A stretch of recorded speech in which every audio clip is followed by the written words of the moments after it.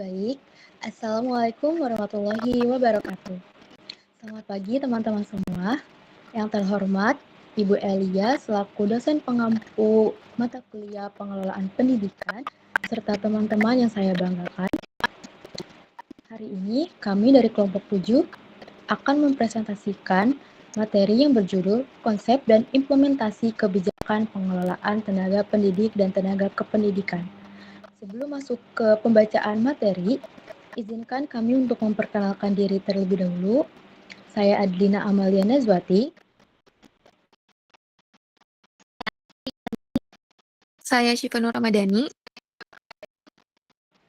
Baik, langsung saja kita ke pembacaan materi.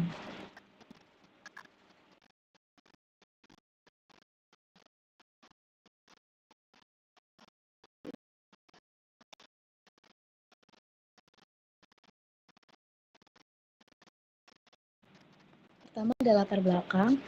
Pendidikan memiliki peran strategis dalam mencetak sumber daya manusia yang unggul, berkarakter, dan siap menghadapi tantangan global. Keberhasilan sistem pendidikan tidak hanya ditentukan oleh kurikulum dan sarana prasarana, tetapi juga sangat dipengaruhi oleh kualitas tenaga pendidik dan tenaga kependidikan. Tenaga pendidik berfungsi sebagai fasilitator, motivator, sekaligus pembimbing yang secara langsung mengarahkan proses pembelajaran, sedangkan tenaga kependidikan bertugas memberikan dukungan administratif, teknis, dan manajerial agar penyelenggaraan pendidikan berjalan efektif. Kedua unsur ini merupakan komponen yang tidak terpisahkan dalam mewujudkan pendidikan yang bermutu.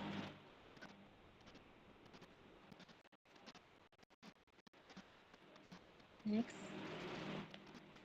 Nah, ada pula pengertian kebijakan pengelolaan tenaga pendidik dan tenaga kependidikan. Yang pertama ada kebijakan. Kebijakan ini merupakan sekumpulan prinsip, aturan, atau pedoman yang disusun oleh suatu entitas untuk meraih tujuan tertentu. Nah, kebijakan adalah suatu keputusan atau pedoman yang dibuat secara sadar, terencana, dan terstruktur oleh pihak yang memiliki wewenang dengan memiliki suatunya tujuan untuk mengatur tindakan, perilaku, atau proses agar dapat mencapai tujuan tertentu secara efektif dan efisien. Selanjutnya ada pengelolaan. Pengelolaan merupakan usaha mendayagunakan, memajukan, dan meningkatkan produktivitas kerja setiap tenaga pendidik dan kependidikan di sekolah menurut Zulkifli tahun 2008.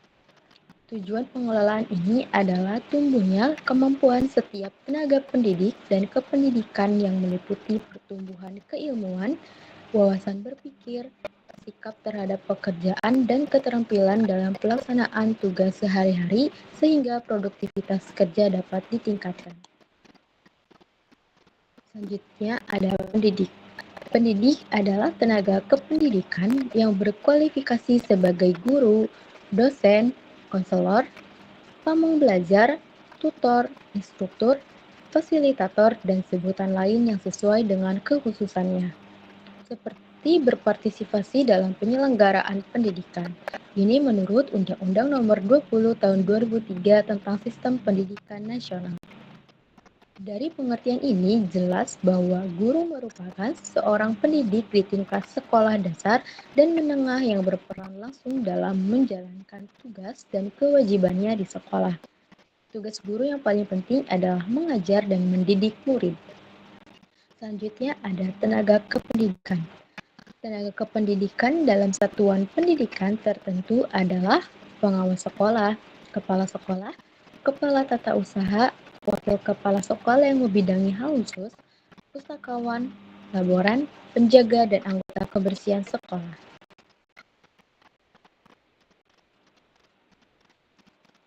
Nah, selanjutnya itu ada ruang lingkup kebijakan pengelolaan tenaga pendidik dan tenaga kependidikan. Kebijakan pengelolaan tenaga pendidik dan tenaga kependidikan adalah seperangkat aturan, strategi, dan langkah manajerial yang mengatur siklus kerja sumber daya manusia pendidikan. Nah, secara umum ruang lingkupnya mencakup 9 tahapan utama. Yang pertama itu ada perencanaan kebutuhan, seperti menganalisis jumlah, kualifikasi dan distribusi tenaga sesuai kebutuhan jangka pendek, menengah, dan panjang.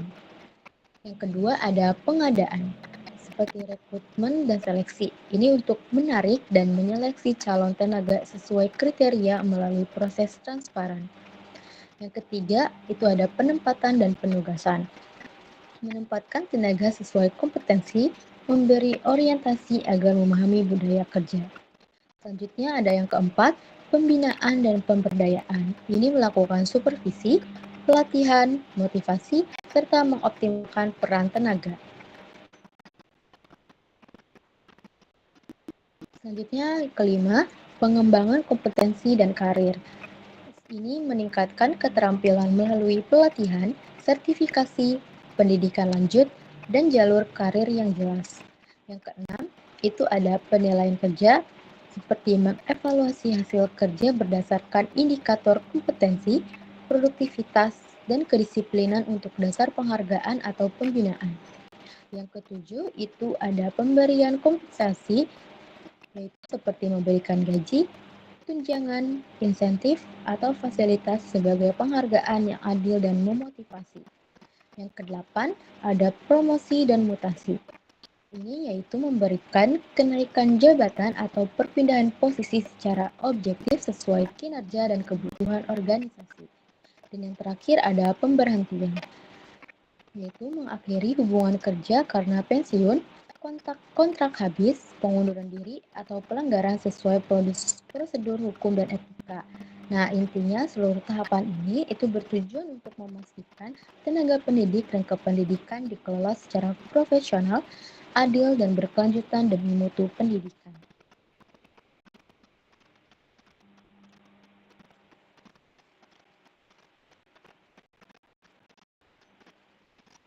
Selanjutnya akan dijelaskan oleh rekan saya.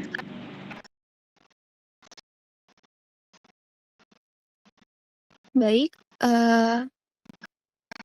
di sini ada konsep dasar pengelolaan tenaga pendidik dan tenaga kependidikan di Indonesia.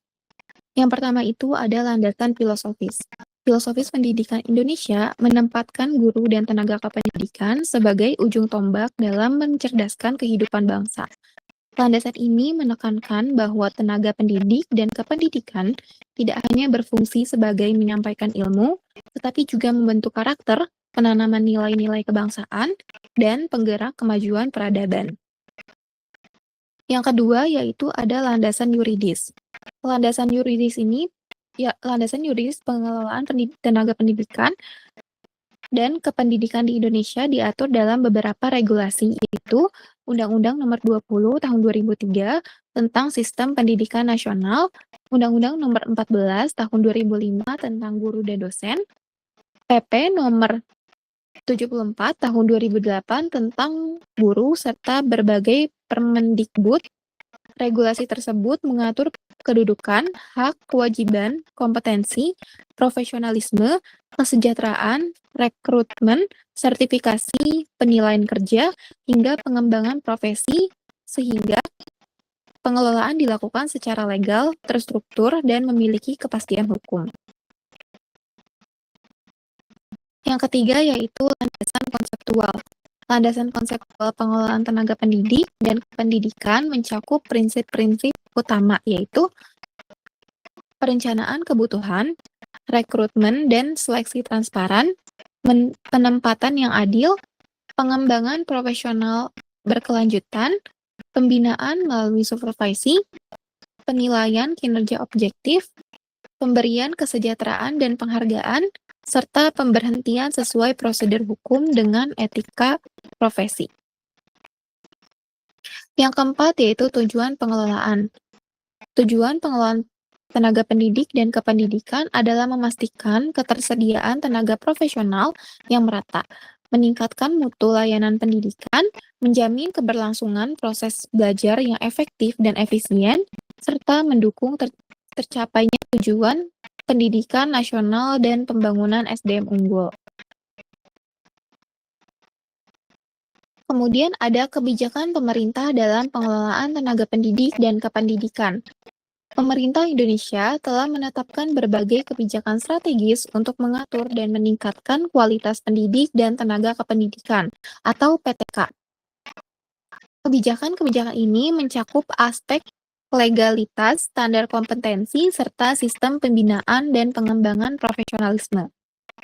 Yang pertama yaitu bentuk kebijakan. Kebijakan pemerintah terkait pendidik dan tenaga kependidikan atau PTK diwujudkan melalui Undang-Undang Nomor 14 Tahun 2005 tentang Guru dan Dosen, PP Nomor 19 Tahun 2005 tentang Standar Nasional Pendidikan, serta berbagai Permendikbud. Regulasi tersebut mengatur profesionalisme, hak, kewajiban, standar kompetensi, sertifikasi, dan pengembangan profesi guru. Kebijakan ini saling melengkapi sehingga membentuk sistem komprehensif untuk meningkatkan mutu, profesionalisme, dan keberlanjutan pendidikan di Indonesia. Selanjutnya ada substansi kebijakan. Substansi kebijakan PTK mencakup penerapan standar kompetensi atau pedagogi, profesional, sosial, dan kepribadian, kualifikasi akademik minimal, serta sertifikasi profesi untuk menjamin profesionalisme. Selain itu, kebijakan menekan pengembangan profesional berkelanjutan melalui pelatihan, evaluasi kinerja yang konsisten, dan pemberian penghargaan bagi pendidik berprestasi. Semua ini itu bertujuan meningkatkan kualitas pendidik dan memastikan pendidik selalu kompeten serta profesional.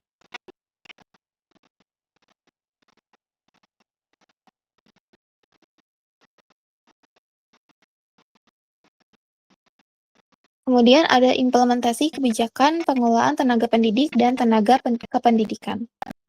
Implementasi kebijakan pemerintah terkait PTK atau pendidik dan tenaga kependidikan itu bertujuan untuk membentuk ekosistem pendidikan yang sehat dan dinamis untuk menghasilkan SDM unggul dan berdaya saing. Pelaksanaan diwujudkan melalui berbagai program dan inisiatif yang berfokus pada peningkatan kompetensi, profesionalisme, dan kinerja pendidik, serta tenaga kependidikan demi mutu pendidikan yang lebih baik. Implementasi kebijakan pemerintah terkait PTK itu dilakukan melalui beberapa program utama. Yang pertama itu ada sertifikasi dan pengembangan profesional, yaitu memastikan guru memiliki kompetensi lengkap serta meningkatkan kualitas pembelajaran melalui pelatihan, in-house training atau IHT, dan seminar. Yang kedua yaitu penerapan Standar Nasional Pendidikan atau SMP menjadi acuan dalam kurikulum, proses, sarana, pembiayaan, dan penilaian pendidikan untuk meningkatkan mutu secara menyeluruh. Selanjutnya akan dilanjutkan dengan rekan saya.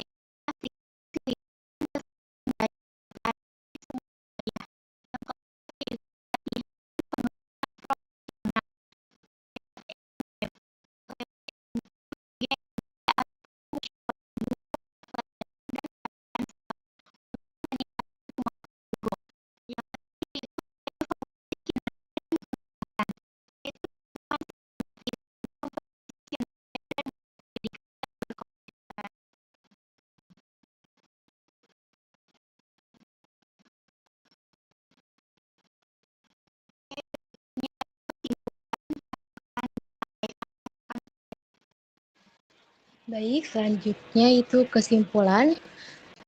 Pengelolaan tenaga pendidik dan kependidikan mencakup seluruh siklus manajemen sumber daya manusia atau SDM, mulai dari perencanaan hingga pemberhentian. Meski didukung landasan hukum yang jelas, implementasinya masih menghadapi tantangan seperti distribusi guru yang timpang, keterbatasan sumber daya, dan resistensi perubahan. Untuk mengatasinya, diperlukan strategi seperti peningkatan kompetensi, pemanfaatan teknologi, pemerataan sarana pendidikan, dan evaluasi kinerja berkelanjutan guna menjamin kualitas pendidikan yang merata di Indonesia. Baik, sekian presentasi dari kelompok kami, kurang lebihnya mohon maaf.